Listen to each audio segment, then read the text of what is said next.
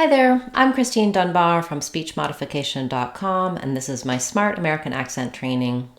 In this video, we'll look at how to pronounce lengths and strengths, as well as wavelengths. So the challenge with these words is sequencing all of these sounds at the end. So it may be challenging to do the ng sound, which is the ng sound, the th sound, and also to combine the s sound at the end. So breaking it down and building it slowly can be really helpful here. In both of these words, we have the vowel, but when the is together with the eng, it can sound a little bit higher.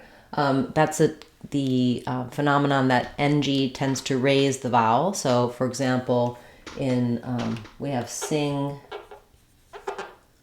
and sang, that the in sang is a little higher than the in hat. You can check out my videos for that combination to help you more with that detail.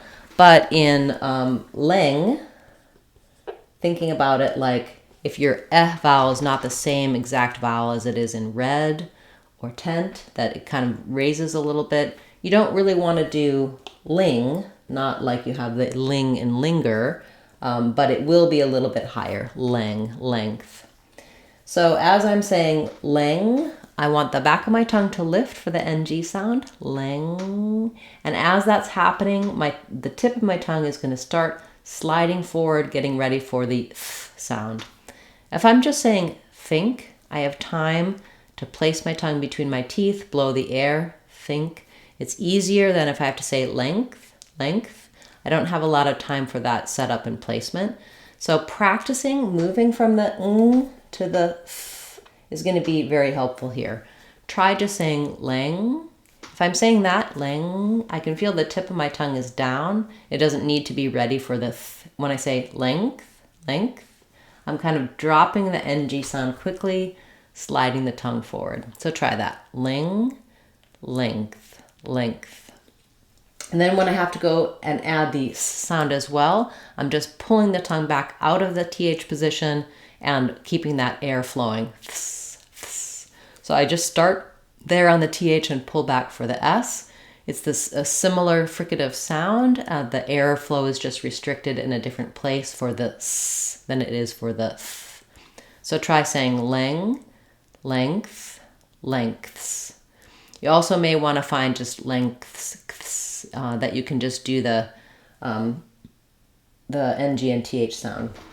When I'm saying lengths, I do feel that a k sound can happen in this. So I can do lengths, just technically ng and th, but because of that quick drop between the ng and the th sounds, I end up with a bit of a k in there, which is fine. Lengths. You might find it easier to think of it as having ink, lengths. So you could think about it spelled like this. When I'm saying a word like sink, this letter N is an NG sound. We don't say an N sound. It's not sink, but rather sink. So same thing here, length. Often I think having that voiceless K makes it a little simpler than if I'm trying to really transition with no K sound between ng and th, length. That sounds a little muted and nasal to me, length. I do think that K can sneak in there in both of these words.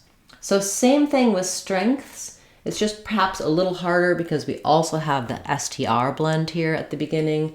So you may want to build it without the ST at first, like rang, rank, ranks, and then strengths.